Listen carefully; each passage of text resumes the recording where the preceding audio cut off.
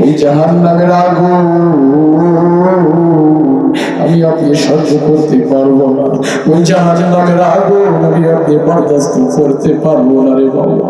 কোন দুনিয়ার মায়ায় পড়ে আছেন, কোন দুনিয়ার মায়ায় পড়ে আছেন?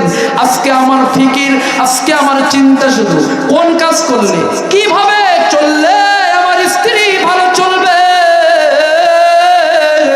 কয় টাকা কামাই করলে আমার সন্তান সুন্দর পোশাক পরতে পারবে, কোন কাজ করলে সমাজের ভিতরে আমাকে লোক বড় লোক বলবে, আমি কয়টা বিল্ডিং তুলতে পারলে আমাকে মানুষ বলবে হ্যাঁ বাবা কোটিপতি। না রে বাবা না, দুনিয়ার মানুষকে দেখানোর জন্য তোমার পুঁজি করতে হবে না। আ বান্দা, দুনিয়াটা কিছুই না। যখন আজরাইল এসে যাবে আমার নিকটে, সব শেষ হয়ে যাবে, সব বন্ধ হয়ে যাবে, আপনি আর কোন দিকে হাত বাড়াইতে পারবেন না। আজরাইলের হাত থেকে কেউ রেহাই পাবেন না। আজরাইলের হাত থেকে আমার আপনার নবী, মায়ার নবী, রহমাতাল লিল আলামিন মুহাম্মাদুর রাসূলুল্লাহ, আজরাইলের হাত থেকে কিন্তু রেহাই পাই নাই। আজরাইলের আসার সাথে সাথে আজরাইলের সাথে চলে গেছে। আল্লাহর নবীর সাহা, আল্লাহর নবীর দরবারে জিবরাইল আমিন এসে একদিন ডাক দেয়, বলে নবী গো, ও পয়গম্বর, আমার সাথে আমি মেহমান নিয়ে আসছি, একা আসি না। আল্লাহর রাসূল ডাক দেয় বলে, ও জিবরাইল, তুমি কারে নিয়ে আসো, মেহমানটাকে বলো। রাসূল গো, মেহমান আর কেউ নয়, মালাকুল মউত আজরাইল এসেছে। ও বুঝি আমাকে নেওয়ার জন্য আসছে? না না না, আপনার দেখা করার জন্য আসছে। না, আমার নেওয়ার জন্য আসছে।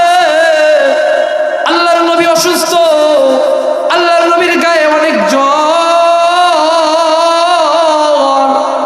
আল্লাহর নবী সরকারে দু আলম নবী মুহাম্মাদুর রাসূলুল্লাহ সাল্লাল্লাহু আলাইহি ওয়াসাল্লামের কলিজার টুকরা ফাতেমা ঘরের দরজা খুলে দিয়ে দেখে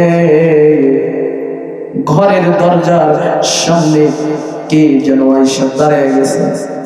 ফাতেমা বাবাকে ডাক দিয়ে বলে, বাবা, ঘরের দরজার সামনে কে, আমি তো তার দেখতে পাই না। ও বাবা, ঘরের দরজার সামনে আয়েশা নক করলো, কই ঘরের দরজার সামনে তো কেউ নাই। বাবা বলেন কে আছে? আল্লাহর নবী সরকারে দু আলম নবী মুহাম্মাদুর রাসূলুল্লাহ ডাক দিয়ে বলে, মা ফাতেমা, ঘরের দরজার সামনে আজরাইল এসে গেছে। ফাতেমা হাউ মাউ করে কান্না শুরু করে দিছে।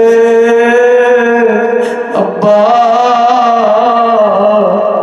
আপনারে বুঝি নেওয়ার জন্য, আপনি বুঝি আমাদের লাইখা কবর করে চলে যাবেন? না না না, আমি দরজাতে খুলে দেব না। আব্বা গো, না না, আমি ঘরের ভিতরে আসার পারমিশন দেব না গো আব্বা। আল্লাহ নবী ডাক দিয়ে বলতেছে, মারে অনুমতি দাও, মালাকুল মউতকে অনুমতি দিয়া দাও। মালাকুল মউত আজরাইল ঘরের দরজার সামনে ভিতরে এসে আল্লাহর নবীকে সালাম দেয়,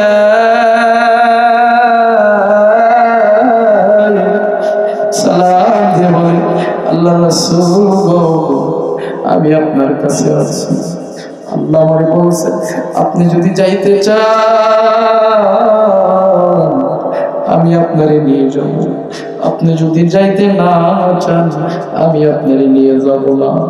আল্লাহ বলছেন, আল্লাহ আপনার জন্য অপেক্ষা করে।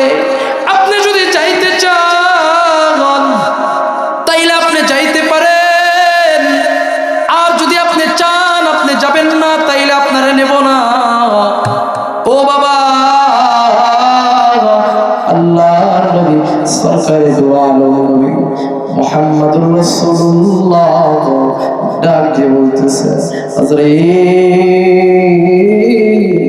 আমারে নিয়ে চলো, আমারে নিয়ে চলো। আমার আল্লাহ যেহেতু পাঠাইছে, আমি আর তোমাদের কাছে তোমার সাথে যাইতে চাই। ও আজরাইল,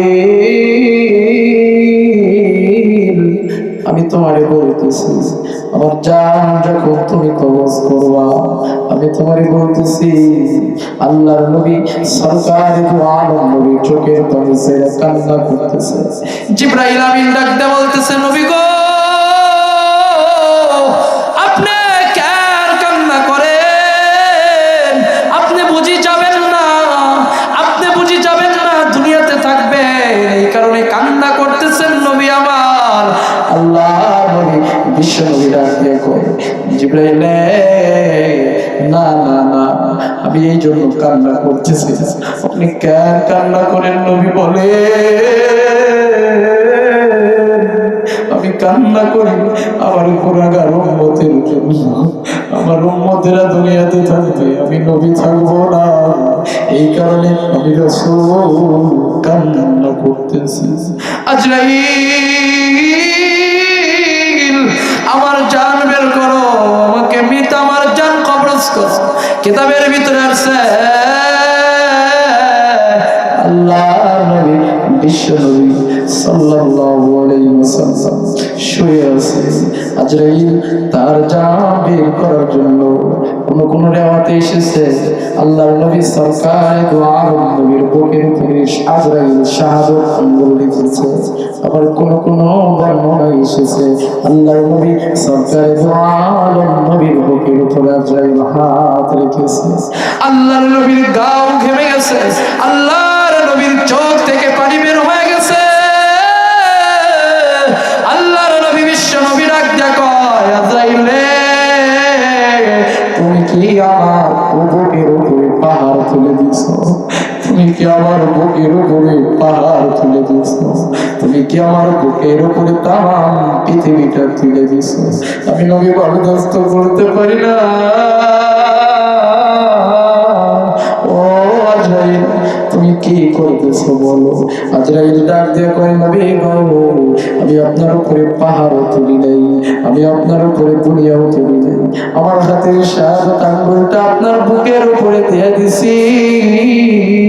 আল্লাহ নবী ডাক দিয়ে বলতেছে, আজরাইল, আমার গুনাহগার উম্মতের জন্য কষ্ট না হয়, আমার উম্মতের জান বের করতে যেই কষ্ট হবে, ও আজরাইল, এই কষ্টগুলা আমি নবীরে দিয়ে দাও। ও আজরাইল, আমার গুনাহগার উম্মতকে কষ্ট দিও না। ও বাবা, আমাদের মাঝে আমাদের রাসূল থাকে নাই, আমরাও দুনিয়াতে থাকবো না। আমাদের মাঝে আমাদের হাবিব থাকে নাই, আমরাও দুনিয়াতে থাকবো না।